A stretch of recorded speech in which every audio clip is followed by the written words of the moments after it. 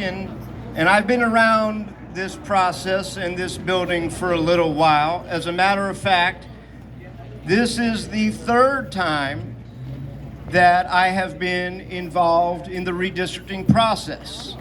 So I was first elected in the year 2000 and was around a couple of years later when the redistricting process happened.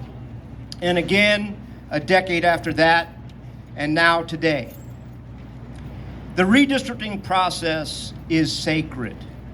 It is about empowering communities.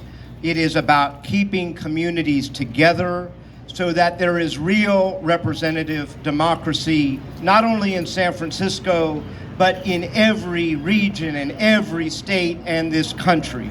And we have all seen in recent, sad, depressing years that sacred process has been politicized, it has been abused for petty political agendas that have made our United States Congress one of the most divisive, dysfunctional entities on the planet Earth. But it hasn't happened in San Francisco. It didn't happen when almighty, powerful Willie Brown was mayor.